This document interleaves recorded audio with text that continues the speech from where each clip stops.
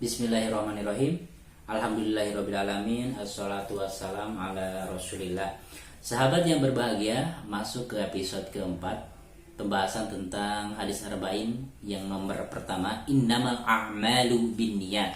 Sesungguhnya amalan-amalan itu tergantung dengan niat. Di sini kita angkat penjelasan dari Syekh As-Sa'di rahimahullah. Beliau mengatakan bahwa hadis ini memberikan sebuah pelajaran bahwa ada dua syarat sebuah amalan itu diterima oleh Allah Subhanahu wa taala. Yang pertama adalah ikhlas dan yang kedua adalah ittiba atau mengikuti Rasul. Jika kita mengambil sebuah perumpamaan atau metafor, ada sebuah sayap-sayap ibadah, dua sayap ibadah yang harus berkembang atau yang ada di dalam diri kita, samping kanan dan samping kirinya. Apa itu? Sayap yang pertama adalah ikhlas. Jadi ikhlas, ridho karena Allah, mencari pahala dari Allah, mencari surganya Allah Subhanahu wa taala. Dan yang kedua, selain ikhlas harus ittiba. Apa itu ittiba? Ittiba itu adalah mengikuti Rasulullah Shallallahu alaihi wasallam, ya. Dalam hal-hal yang sudah dicontohkan oleh Rasulullah, maka kita tidak boleh menyelisihi atau berbeda dengannya. Maka jikalau ibadah yang khususnya yang mahdhah yang sudah ditentukan prakteknya hanya ikhlas saja tanpa mengikuti praktek dari Rasulullah, maka sungguh akan tertolak. Seperti hadis man amila amalan laisa alaihi amruna fahuwa raddun. Barang siapa yang beramal dan amalan itu tidak ada sumbernya dari Rasulullah, maka sungguh tertolak.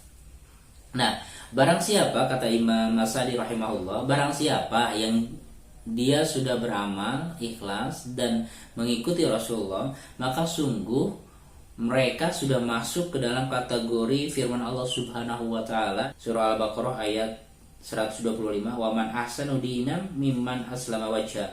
Maka siapakah yang lebih baik agamanya daripada orang yang benar-benar ikhlas berserah diri kepada Allah Subhanahu wa taala. Dan poin selanjutnya bahwa ternyata amalan-amalan yang mungkin kita banggakan, amalan-amalan yang mungkin dilihat oleh orang lain begitu besar, begitu luar biasa, begitu amazing, tetapi ternyata ketika di akhirat kelak bisa jadi amalan-amalan yang kita anggap besar itu, yang kita anggap wah itu, bisa jadi tidak ada nilainya di sisi Allah, bahkan sirna. Sebagaimana firman Allah Subhanahu wa taala dalam surah Al-Furqan, A'udzubillahi minasyaitonirrajim, wa qadimna ila ma 'amilu min 'amalin faj'alnahu haba'an manthura. Maka sungguh kami akan memperlihatkan segala amalan-amalan mereka yang mereka kerjakan, maka kami jadikan amalan-amalan tersebut seperti debu yang berterbangan. Kita tahu bagaimana debu ketika numpuk dalam sebuah tempat dihembuskan oleh angin, maka debu itu pasti berterbangan. Maka tidak ubahnya ketika manusia mengumpulkan amalan-amalan kebaikan, tetapi ada sebuah penyakit di dalam hatinya, ada sebuah kesyirikan di dalam hatinya, orientasinya bukan karena Allah, maka amalan-amalan yang luar biasa itu akan hilang sirna di mata Allah Subhanahu wa taala. Yang terakhir, salah satu keutamaan dari orang yang senantiasa ikhlas dan senantiasa istiqomah di dalam kebaikannya, maka sungguh ketika dia dalam keadaan sakit ataupun dalam keadaan safar, maka amalan-amalannya itu walaupun dia tidak kerjakan karena uzur tersebut, maka tetap pahalanya Allah akan catat. Ya, sebagaimana hadis Rasulullah Shallallahu alaihi wasallam yang diriwayatkan oleh Imam Al-Bukhari, idza maridu 'abdu aw safara kutiba lahu mithlu ma kana yaf'alu muqiman sahihan.